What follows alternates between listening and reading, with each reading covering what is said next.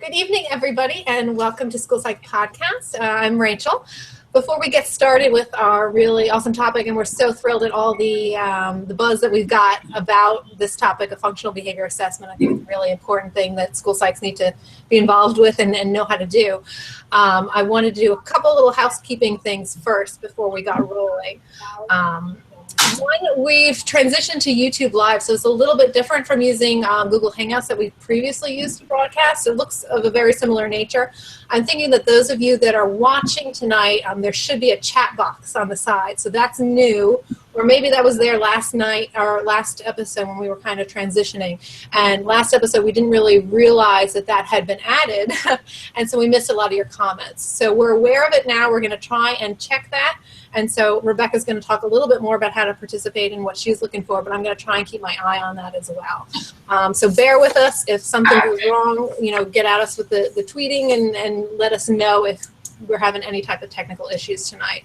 I also wanted to mention that NASP is doing Twitter chats. If some of you had been following them on Twitter or on Facebook, they've had 2 so far, and they use hashtag NASP advocates. And I just wanted to throw that out there so that people are aware. I think it happens on Wednesdays, every other Wednesday or so they've been doing it. And we've been participating, or we tried to participate a little bit last time. We kind of forgot. But we're hoping that people will be involved in that. And then I also wanted to do a little congratulations to Rebecca. She has posted on her site, and we shared it also on the podcast page.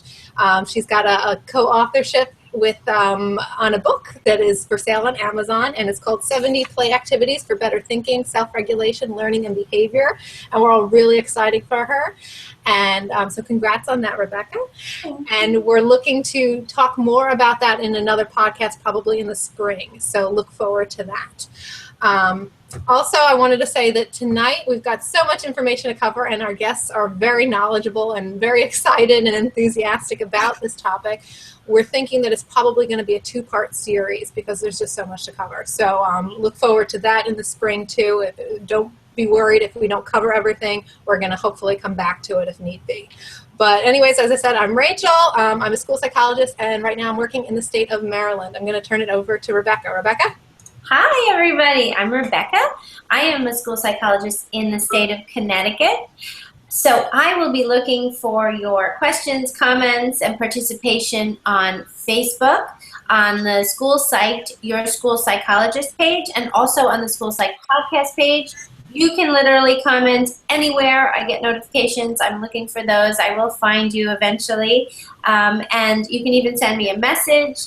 If you want it to be a private communication, send it through Messages, which is a tab on either page, or on Twitter using the hashtag PsychedPodcast. So I'll be looking in those 3 places for you guys tonight. I know we had a lot of conversation in the polls, so we're going to talk about that as well. And now I'd like to introduce one of our guests tonight, who is Dr. Kristen Johnson. She received her specialist degree in school psychology at Nichols State University and her doctorate at the University of Southern Mississippi. She has been a practicing school psychologist for over 16 years. She previously taught at Mississippi State University and Eastern Illinois University. She is currently the owner of the Institute for Evidence-Based Reform. She was the lead writer for Mississippi Department of Education's RTI Best Practices Manual. She has presented internationally, nationally, regionally, and statewide. Her areas of research and service are in response to intervention, consultation with schools and families, and academic behavioral interventions. She is published in several scholarly journals, and her new book is Academic and Behavioral Interventions, Evidence-Based Interventions for All Students. She also has a software for implementing behavior interventions called My Behavior Assistant.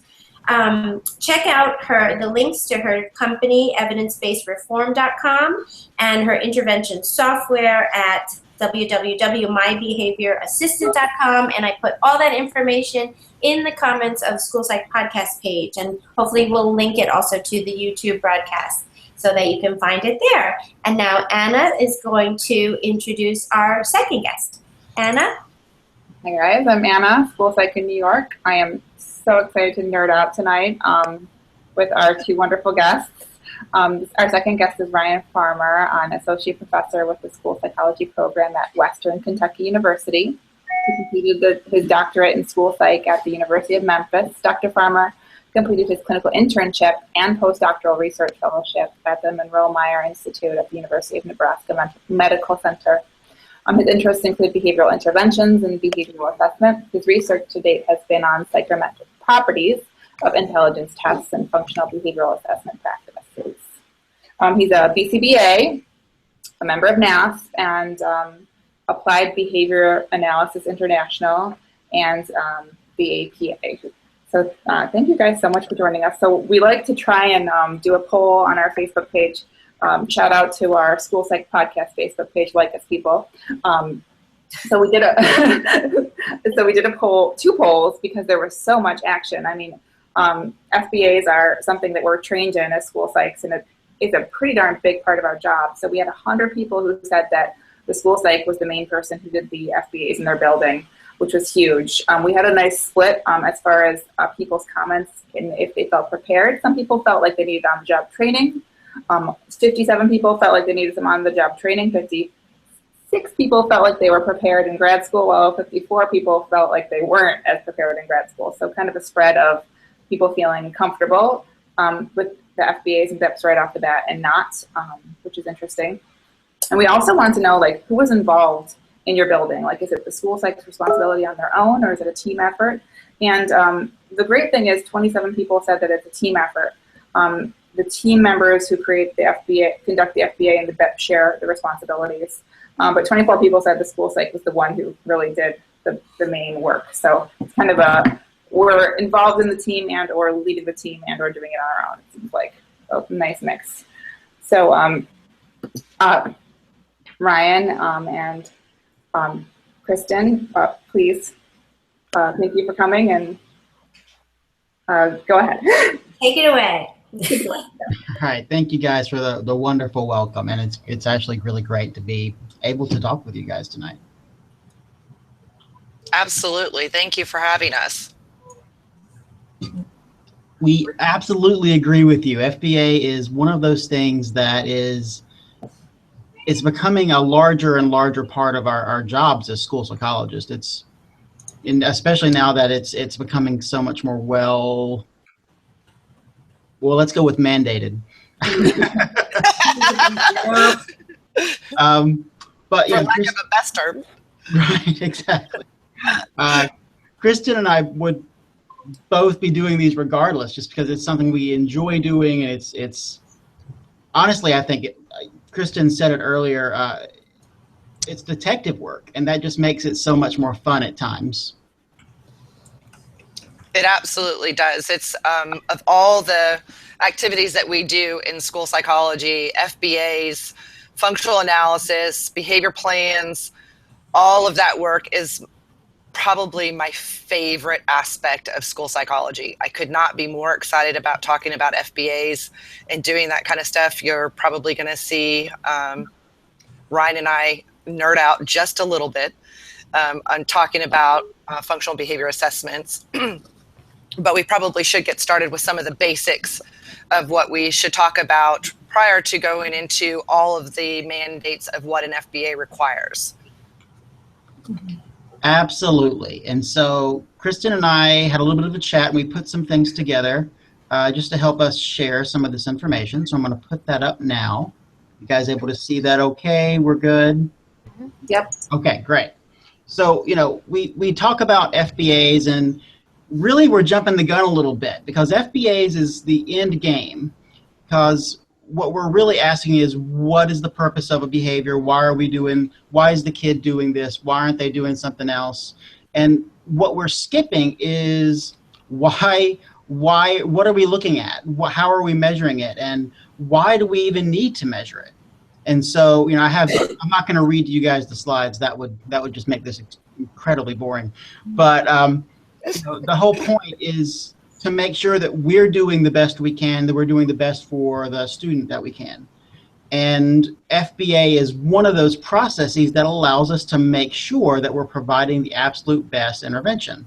And it leads to those function-based interventions that we know are more effective. And so to even get there, though, we have to really start asking ourselves, what are we looking at? And a lot of times I see a lot of FBAs that are just really broad, just so broad. They're targeting 4 or 5 different behaviors at one time. And a lot of times the behaviors are not at all connected. Now, it may be that every one of those behaviors needs to be targeted, but it really benefits the person doing the FBA, the kid, the teacher, not to overwhelm everybody. And so really picking one behavior at a time, really focusing on it and really digging in can be an amazing way to go about this whole process. And so we talk then about, well, how do we measure it? Because, sometimes we get, my favorite is when I get these referrals for, oh, he's just aggressive. He's a mean kid. And so how do you measure that? Am I being mean right now? Am I being mean towards people who say that right now? We don't know because we don't have a good operational definition. And that's really the first thing we have to have before moving on to anything else. We need that before we can measure anything. We need to know what we're looking for. We need to know what it looks like. Kristen, is there anything you would add to that? Well, and one of the things that you want to do, we obviously will say, a child looks happy or they look angry, but if you can break that down into a way that is observable, not just angry, but maybe clenched fists or clenched teeth or face is squinched up or face is red, whatever that looks like, so that it is operational. It's not just anger, because we all know that everybody's anger looks a little bit different. My anger might look different than Anna's anger or Ryan's anger. My happy might look a lot different than other people's happy. And so we want to not make the inference that somebody is feeling something, not that they aren't feeling it. It's just that we all have to agree to be able to measure that.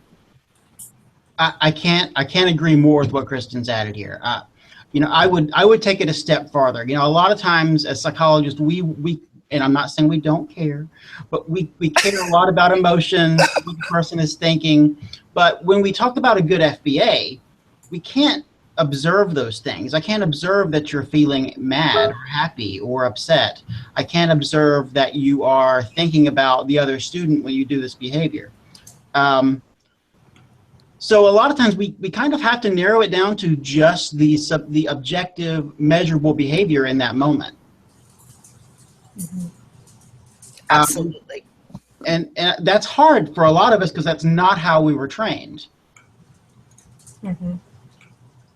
But a good operational definition is necessary, and it should take that in consideration. It should be observable. In other words, we're not looking for emotions. We're not looking for intensity, because intensity is really hard to measure too. We're not looking for thoughts. We're not looking for perception. We're looking only for those things that you can see with the naked eye. What does it look like? And as long as you keep it observable and then simple, so that staff can do it well, you should be on a good path. And I add that you should refine it as necessary. And basically what that means is if the behavior changes, either because of your interventions or something else going on in the world, you need to be changing your definition too. Well, and here's another point, Ryan, if I can jump in that refining is that when I do an operational definition, is that I will often ask a teacher or somebody that's not in the classroom to go and observe my operational definition, because it has to pass what we call the stranger test. If I can see it and I can give you the definition and you say, you go see it. If you don't see the exact same thing, or you want to add things to that definition, or you want to take things away, that's where you refine that definition that works the best when you're starting to operationally define that behavior. So you want to do the stranger test, but you also want to refine it. And it can be refining after you've talked to a colleague, or refining because you're learning more about the behavior as the behavior kind of unfolds over time. Absolutely. 100% agree with that. I would, and I'm going to piggyback on what Kristen said a little bit. I feel like that's going to happen a lot tonight. I know. Another thing I would add is a lot of times teachers, and I'm not knocking teachers here, but sometimes we get referrals that include behaviors that they're really not interfering all that much. My favorite example of this was this kid who was referred because he was whispering to himself during nap time, and the teacher just thought he should be napping. And I went in and observed, and I did the whole shebang because that's what, I was asked to do. And at the end, I said, I don't believe we need an intervention. You have a wonderful day. And I don't mean that in a bad way. I simply mean we should be looking for those behaviors that are problematic for the kid and socially meaningful. We shouldn't be leaving, going in and looking for something that doesn't have meaning. If we're focusing all of our attention on a behavior that it doesn't really matter if it changes in the long run, we're wasting a lot of resources. We're wasting the teacher's time, the child's time, and our time. Yeah. I have a thought, if I could jump into that. When you're talking about, doing the whole shebang and all the resources that it takes. And, when I do an FBA, all of us, it can be very extensive. It can be very time consuming. Absolutely. So I did, and I don't know if this is a good point to jump in with this, but I wanted to talk a little bit about, I guess, is it worth it sometimes? Sometimes I feel like I can go into a classroom and see a behavior, and I'm like, okay, well, I know right there just from seeing this for 5 minutes that this is a sensory behavior or this is an escape behavior. But then I'm going back to my office and writing this long report and summarizing all this data, and lo and behold, at the end of the day, when I'm finished, I come to the same conclusion that I saw some of these behaviors. Not all, some are tricky. Is it worth it sometimes? Well, and I saw this wonderful, wonderful keynote speaker at ABAI. It's the Applied Behavior Analysis International, a couple years ago, where her actual ending point, her takeaway from the entire presentation was, sometimes an FBA just isn't necessary. And she wasn't knocking the process. She wasn't knocking the effect of it. She was simply saying, and I think Kristen even brought this up earlier in our chat, there are just tons of things you can try to begin with that might make it unnecessary. Mm-hmm. Okay. That makes sense. I think if it's plain to the naked eye or something that you can easily remediate because a child is attention maintained, mm-hmm. or the child clearly is having difficulty with such, and so they're escaping, and you can come up with different kinds of interventions that, and not complex interventions. We're talking about maybe a variable ratio, and I just got real technical with that comment, intervention, just giving praise, catching the child being good at a higher frequency than maybe another child. Mm-hmm. If that remediates the issue, there really isn't a need for an FBA. And so I would probably go back and start doing something with the teacher just on the side and not doing a report. A report is not always necessary. Maybe notes, but not necessarily a report. Yeah, and a lot of times, kind of adding to that, you'll go in and you'll have a teacher who will refer multiple kids to you at once. Like, these 3 kids are just all giving me heck every day, and I can't do anything about it. And a lot of times you can look at that situation and go, okay, what quick skills can I provide with this teacher that she can use now and moving forward? And there are some really, just powerful interventions that you can totally toss out in a 5-minute span that have amazing effectiveness. The good behavior game just leaps to mind, and perhaps that's something we can talk about later on. Yeah. Cool. That reminds me of calling out. That was a question that somebody asked me this week on my page. A teacher said, I have these 3 students that just won't stop calling out. They won't raise their hands. That might be a good case where you wouldn't need to sit there and observe each student and do an FBA, but you could just come up with some really good interventions for calling out. Absolutely. That is a perfect case because mm-hmm.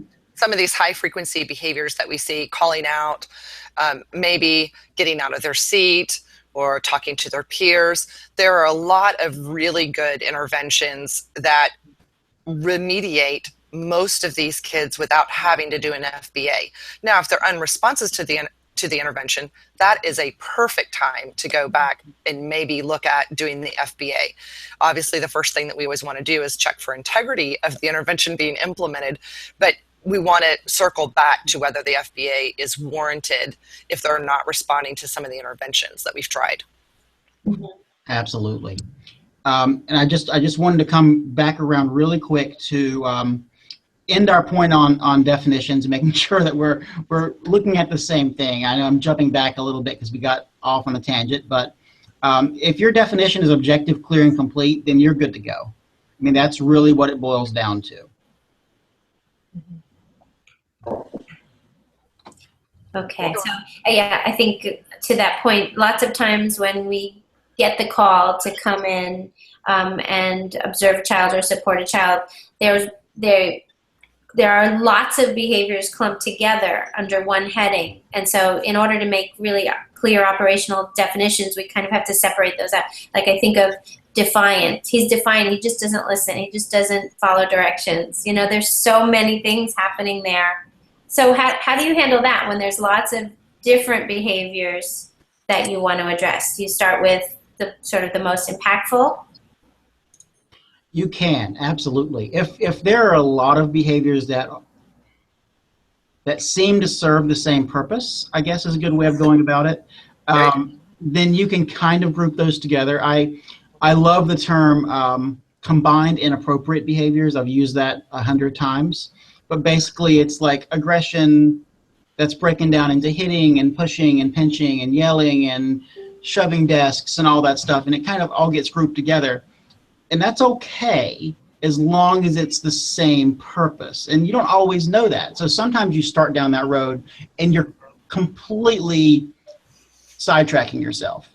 But as long as it's really clear that they're kind of, again, going for that same goal, then that's absolutely appropriate. We do chunk them, or what we call class behaviors, together. But Yes. as Ryan said, it has to serve the same purpose, or what we call function. So they have to be getting out of it the same thing. And so when you're doing those observations, you're wanting to look at those antecedents and those consequences. I'm setting you up for the next slide. The most for that child. And so when you're looking at some of those behaviors, you definitely want to see, okay, are they getting attention from this one? Maybe they're getting escape from the next one. And so they don't function in the same class. And that's how you can kind of separate out those behaviors into, okay, we have 3 behaviors that seem to happen all at the same time, and we can class them together, or temporally the same. But we have this one that isn't necessarily can be chunked into the others, and so we don't want to class them together. But you obviously can class them. Tantrums. We see tantrums all the time. Oh, yeah. And so that, you know, there's lots of behaviors that can go under that class of tantrum, but there's lots of behaviors that are being exhibited under a tantrum. Yelling, screaming, kicking, fighting, throwing objects. And so that's a class of behaviors as long as it's getting the same thing out of it. Absolutely. And just to kind of give a non-example of that situation, you might have a tantrum going on, and all of those behaviors can serve the same purpose, but then the child is also running out of the classroom. That's likely having a different function. Absolutely. Just to kind of pick up on where Kristen left off there with the antecedent behavior consequence piece, you know, when you do an FBA, you're kind of breaking it down to what happens before, what happens after. And that's all we care about in this situation. We care about what triggers the behavior, and we care about what happens immediately after, or what's maintaining the behavior. Are they getting something out of it? And what are they getting out of it? So when we think about, I think many of us in graduate school have seen kind of the 3-term contingency of antecedent behavior consequence. And when you're in a classroom or on the playground or in the cafeteria, wherever that is, behavior can be quite complex, as all of us know. And so that 3-term contingency seems to be okay within graduate school, but then once we get out into the real world and we start observing, it sometimes gets a little bit more complicated or a little bit more difficult to kind of pull that out, because a consequence can be the antecedent to the next behavior. And so when we really want to think about what the antecedents are, it's what triggers or what sets the occasion. And we really want to think about our environments in that way. We can think about the timer going off on the stove. That's an antecedent for what? To take something out of the oven. I mean, there's so many antecedents in our environment, and we start thinking about that, and we start thinking about, okay, what happened afterwards, and then what seems to be maintaining it. It is just a running dialogue. But a consequence can serve as an antecedent to the next chain in a behavioral sequence, if we think about it that way. It gets really complicated. The example I love to give to my students is, if I want to go to the store, the first antecedent are my keys. The behavior is going to be that I pick up my keys. The reward for picking up my keys is that I now have my keys in my hand, which serves as an antecedent for I can now open the door on my car, which serves as the behavior opening the door on my car, which results in the consequence I can now get into my car. You see how it's a chain. It never really stops. It just gets more complicated. Absolutely. All right. I'm going to jump in. The YouTube chat does seem to be working pretty well. We've been talking a little bit with some people, but somebody had a question. So do you guys find teachers are more receptive and more likely to implement interventions when you prompt them to come up with an intervention themselves versus providing suggestions? Do you guys have any thoughts? I have lots. I have lots of thoughts too. It's a difficult question, and I think it very much depends on the teacher. Yeah. I think, and I love to be individualistic there and just say that everyone is different, and some interventions that a teacher comes up with can be amazing and can take you from beginning to end, and you need nothing else. However, I've seen the flip side of that too. And so sometimes it's difficult. Well, and this gets, completely into consultation and resistance to change, which I'm actually blogging about right now, because this seems to be quite the hot topic as to why and it's not just teachers, it's us as individuals. Why are we more willing to engage in some change, but more resistant to engage in other change? And how do we actually assess that situation more accurately to ask those questions so that we can actually get the change that we need for the child and the teacher to be successful? So there's lots of questions that we need to ask ourselves in that consultation process that we are either more likely or less likely to have a better outcome for the child. So that actually gets into consultation and how well we do it, and how can we assess that? That's just a world of wonderful different conversations. But yes. I do think it's invaluable to involve the teacher in the process, because if you start throwing out interventions that just aren't feasible for the classroom, then you're shooting yourself in the foot from the get-go. The literature is very clear that if you can incorporate it within the routine, and that they can actually, that it's not as intrusive as others. And this is very logical and kind of common sense, but the literature is actually very, very clear on that. We have tried intrusive interventions versus non-intrusive interventions. Well, clearly teachers are going to like non-intrusive interventions, ones that they can incorporate within their classroom routine. Other ones that teachers often like more positive-based interventions than negative-based interventions. The research is clear about that, although I have met a couple of teachers that have, maybe wanted to have, more negative or punishment-based interventions, particularly by the time that I'm called to come into the classroom. I mean, usually everybody's at their wit's end, but there's lots of literature on, obviously you want to come up with something that the teacher can do, that they can incorporate, that they are more willing to try. So that coming up with the interventions is a good idea, or at least leading them down the path in which you want them to go.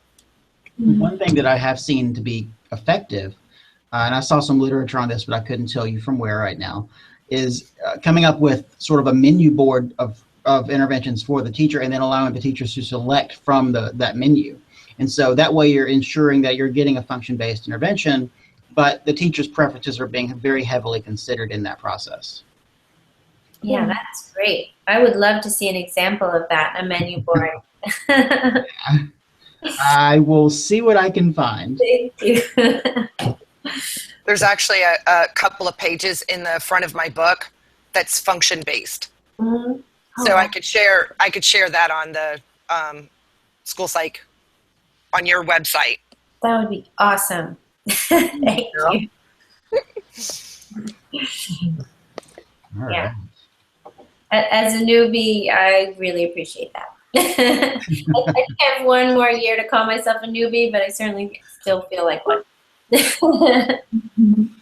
wait a minute. We have a cutoff for newbies? Yeah, I still feel like a newbie. What are you talking about? Yeah.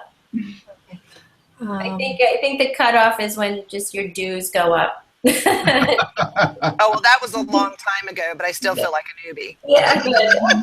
That makes me feel better. All right. I think we do have another comment. Mm-hmm. And okay, so what would be the necessary components on an FAA form if we're creating one from scratch? Did we already talk about that? Sorry, I was distracted. No, I don't think so. I think the whole issues of forms is an interesting one. There are several that you can find out there, and some of them are pretty different. So do you have a form or a format that you like? What do you definitely include? Kristen, would you like to take this first, or? What I include in an FBA, obviously I have my own templates or I have my own forms that I use, and there's several out there that have either been, that have reliability and validity that are added to them. That's a whole nother ball of wax as far as conversations. Mm-hmm. But what I do include is teacher information. So there's interviews, there's also data collection that the teacher has done. There's also maybe some rating scales as far as what the teacher thinks about social skills or some other skills that, and I'm looking for replacement behaviors in the future for the behavior plan. Mm-hmm. I also get parent information. So I'll talk to the parent because I'm looking at what's different in different environments. And I should back up. It's not just one teacher, but it's all teachers. And the reason why I do this is that one teacher may be referring, and it may be, say, the math teacher. And of course, I'm going to always pick math because it's one of my loves and research areas. But the teacher may be referring in math, but the reading teacher doesn't have any problems with the student. So what is it, those two environments that look different? I'm not going to exclude the reading teacher because the reading teacher has valuable information that I absolutely am going to incorporate, because it may not just be reading.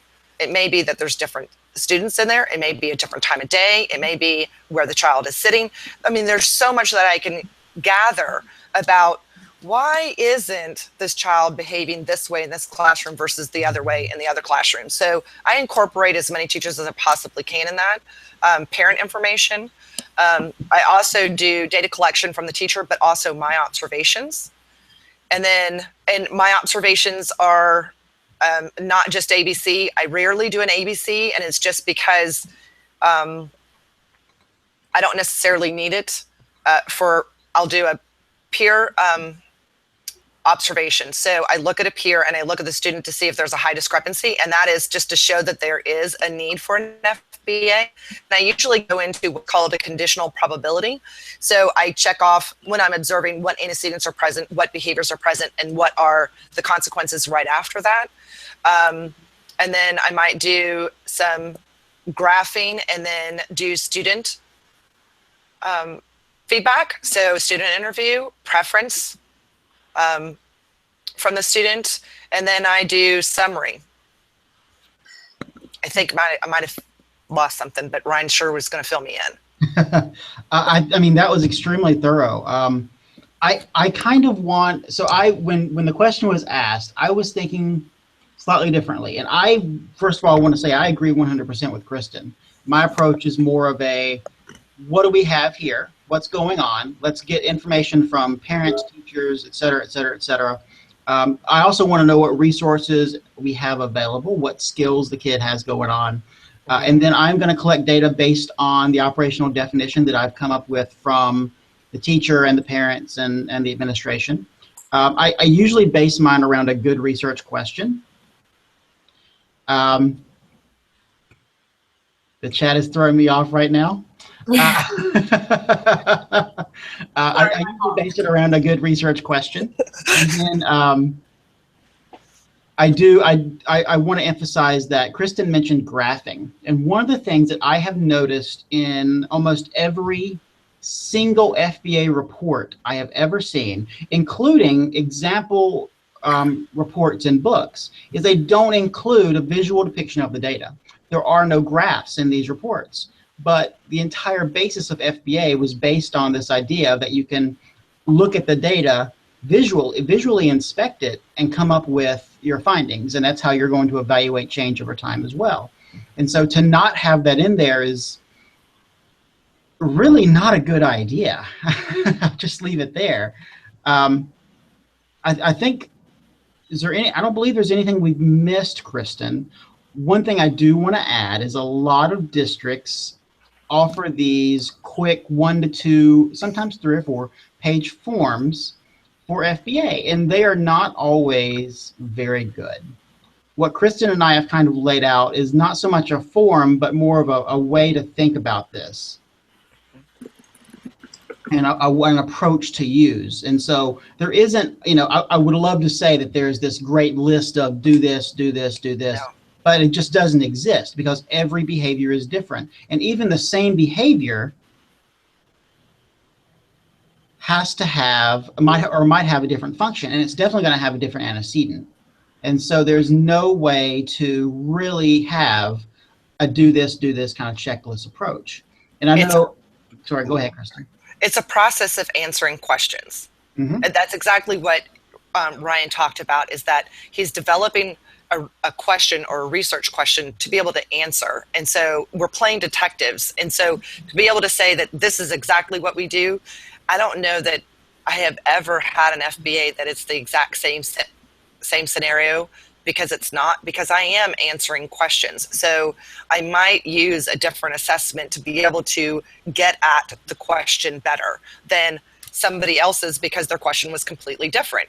So I absolutely, completely concur with Ryan on that kind of format. Mm-hmm.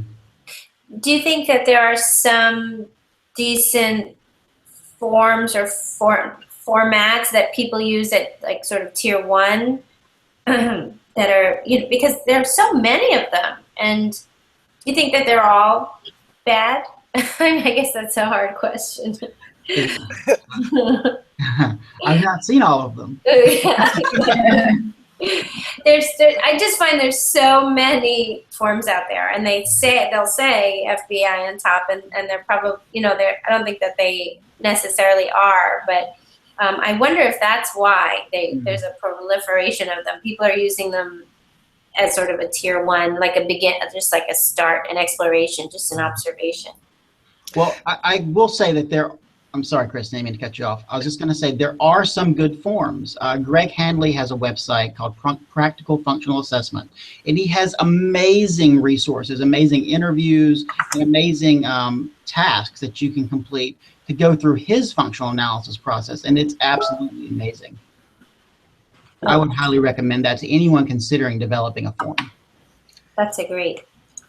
But it's generally longer than a 1 to 2 page. Mm-hmm. Most of the districts that I have consulted with, we have absolutely thrown away the 1 to 2 page because it limits your ability to be a good detective, because it assumes that there's only 5 antecedents or there's only 10 antecedents and there's millions of antecedents, and I'm not a big fan. Now, and I'm talking about just the 1 to 2 pagers that we often see at school district websites. I haven't seen them all, so please don't anybody email me and shoot me on that one like you haven't seen mine. I'm sure I haven't. But most of the time, it limits your ability to kind of answer your questions. Mm-hmm. Absolutely. FBA so I like to think about it in this way. Function-based assessment is a lot like cognitive assessment. You wouldn't go in with a 7 or 8 step process for evaluating someone's cognitive or academic skills. You would have to learn that process through arduous training in graduate school and then apply that process to whatever concern pops up at the school level. FBA is the same way, but we've sort of treated it like fill in the blank psychology, where that was awesome. Sorry. I've thought about this one a lot. I'll be more honest now. I am not a fan of the form just because they do limit your perspective to what's on the form. It kind of limits problem solving and critical thinking. Mm-hmm. Well, and you see lots of questions, as we talked about prior to the broadcast, on School Psych Forum and on other sites, asking, this child scored this on a cognitive. I'm confused, or I'm wondering if, and there's huge amounts of comments of, did you assess for this? Did you look at this? Did you think about this? Did you do? FBAs are exactly the same as any cognitive assessment that you would do, because you're playing a detective when you're doing a cognitive assessment. You're wanting to know what's going on with the child, how the child best learns, and if there are any weaknesses, what are they, and how can we help or remediate or provide accommodations so that child has the best learning opportunity possible. Mm-hmm. I think that that's kind of a good segue into when we're talking about functions of behavior, just because you were talking about, you don't want to be limited in the antecedents, and I'm assuming the consequences and whatnot. You don't want to be pigeonholed into that form. But now, will you guys talk a little bit about, the functions of behavior? Because sometimes I see lots of psychs come up with, the function of behavior is there's a desire for acceptance, or the function of the behavior is power control. And I know that there's some controversy about what are the functions of behavior. Talk about that. Great question. And I think this is actually one of the last slides. So we think about functions in terms of seat. We have, our sensory functions. So you might think about scratching an itch. That serves a sensory function. It's biologically mediated. Escape or avoidance, so getting out of work. Escaping from a math worksheet. So if Rebecca runs away every time someone asks her to do an FBA, well, then the function of her running away is probably escape, right? Or avoidance of the task. Attention, that's the one we all know and love, right? Everyone knows the attention one. But then there's also tangible. And tangible is really broad because it can be broken down into a ton of different ones. But it includes all those things you would think of, like computer time, iPad time, food, and so on and so forth, toys in the classroom, et cetera, et cetera. Well, and you want to think about, I'm just going to kind of piggyback here, but when you think about escape, you want to think about not just escape from what you might perceive as aversive, like a math task, but maybe peers, social interaction. I mean, there's lots of things that you can either escape from or avoid. The other thing is attention. We assume that attention is always positive, and many kids like negative comments for attention. They will do all sorts of things so that they can, quote unquote, in non-observable terms, push a teacher's buttons to get the teacher to blurt out all these negative stop it, why are you doing this, and it's all these negative comments, and that's attention. So I have seen quite a number of FBAs that people have assumed that because they don't like negative attention, that can't possibly be, or negative comments, I should say, that can't possibly be the function of the child's behavior. And so I want to kind of caution that negative comments is attention. Right, and this is an excellent point. It's one that I think a lot of people have difficulty with, because what's aversive to one person may not be aversive to another person. I always tell my students that they're continuing to sell sardines for a reason. I hate them. A lot of people I know hate them, but somebody likes them. So they're, somewhere out there, that's a reward for them. And so what is aversive to me may not be aversive to you. And similarly, what I like, you may not like. Absolutely. Well, and you can have a situation, and Rebecca and I had talked about this off camera, but bring it into a situation like the playground. Child is playing with a toy, and a peer comes up and says, I want to play. Student turns around and says, whatever, shut up, go away, I hate you, get away from me. And the peer lists as the function. So was it negative or interaction with the peer, or was it to keep their tangible toy?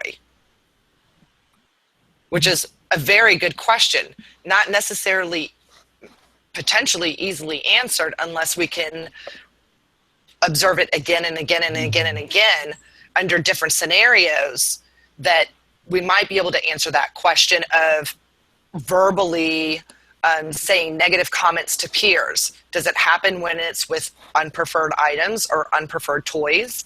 That, you know, then we might be able to exclude that it's not just the tangible, although it could help the situation quite a bit. And then, of course, what makes it more fun and much more complicated is they can be multiply maintained. So it could be attention and the tangible, or escape and something else. And Greg Hanley I mentioned him earlier, Greg Hanley does a wonderful job of talking about kids never escape. They never escape to a neutral environment. They always escape to something else. And so for the kid you send out into the hallway when they're misbehaving during math, what are they doing in the hallway? Because there's some activity, there's some person walking up and down the hallway, there's going to be something about that environment that is a stimulus to that individual. That's a perfect comment, Ryan, because you're talking about sending the child out to the room and going to the office where lots of people are giving you attention about, why are you in here? Why did you get into trouble? Why did you da-da-da-da-da-da? And there's just a ton of attention in the office. And so what are we escaping to? It's not just escape, but there's been many, many times that I've put into FBAs, escape to what? Escape to attention, escape to what is it that they're escaping to? And I think that's a perfect example, because it's not just like in a vacuum that we're escaping and it's, right. You know, and that's the end of the story. And that's absolutely going to inform which intervention you use. Because if the individual is escaping to, say, the front office where they're talking with the secretary, well, then you can probably use some attention as a reward and just switch the contingencies on the kid and have a really wonderful intervention without a lot of effort. Absolutely. You change when they go to the office. They go when they've been acting well, and suddenly you have a kid who's doing all their math work. As a simplified example. So what are your opinions on power and control? Because I hear that all the time. This kid wants to control the classroom, that kind of thing. Kristen, if you want to go, I'm happy to smile and nod.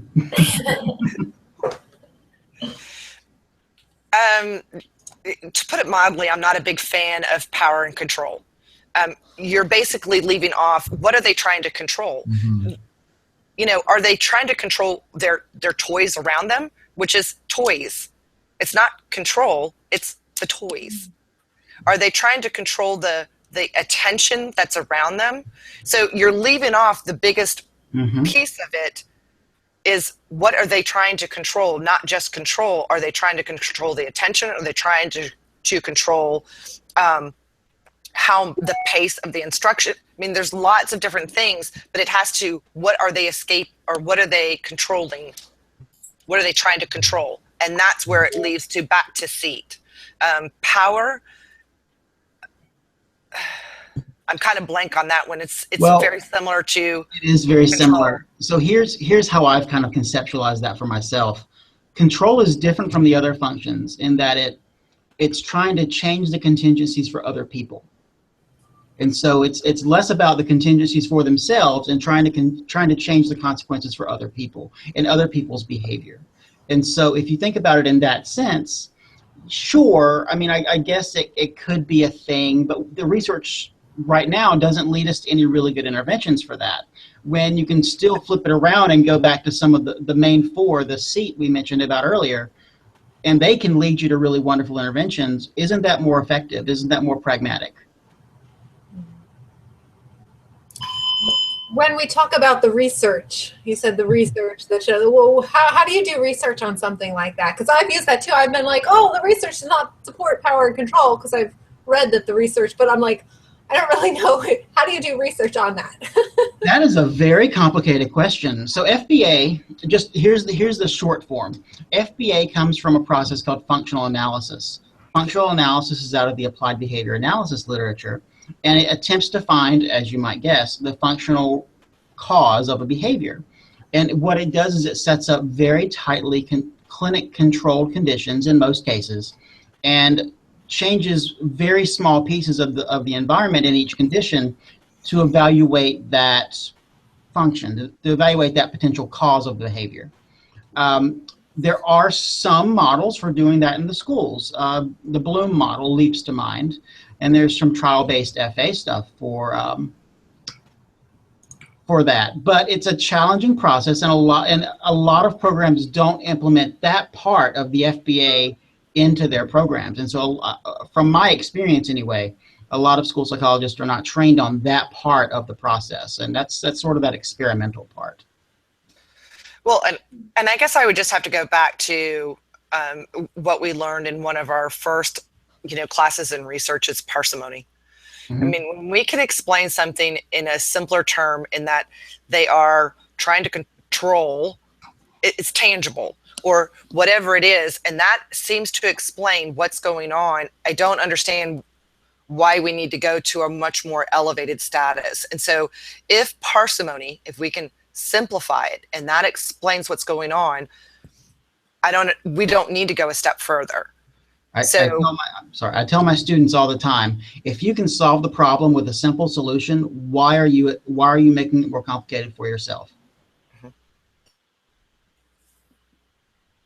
I just got a comment from a viewer that says control issues, such a good thought. And I think there's maybe a little bit of delay when I'm getting the comments and messages, but I do want to read this because he says it always makes me cringe when people say that control is the function. Meanwhile, we're trying to control the child, which is so funny. But I loved what you said, Kristen, about it's just a helpful framework to ask yourself, what is he trying to control? That's really helpful to me because there is something there, and that's a great way to look at it for me. Well, I think the viewer is brilliant.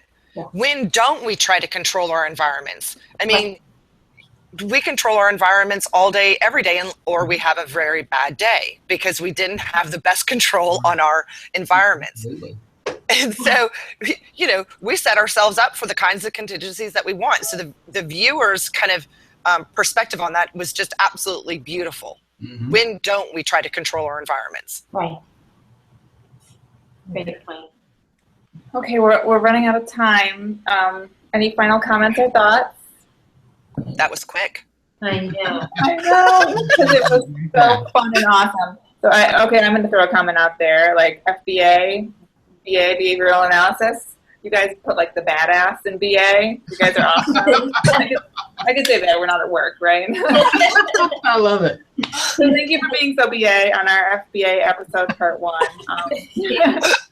And we really appreciate you, coming out here or, coming on and spending your time talking to us. It really helps us, and hopefully it helps school psychs out there across the country.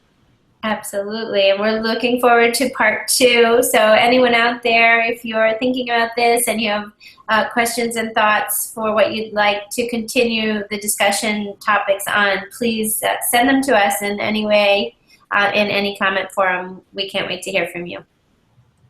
Okay, so we're going to be wrapping for now. We'll be back live on October 2nd with a parent who's also a school psychologist, a parent of a child with a disability. So look out for us then. And thank you, Kristen and Ryan, so much for your time and awesomeness.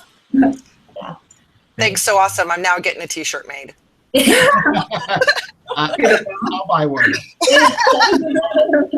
Thank you guys so much. This was wonderful. Thank you. Bye. Thank you. Bye, everybody.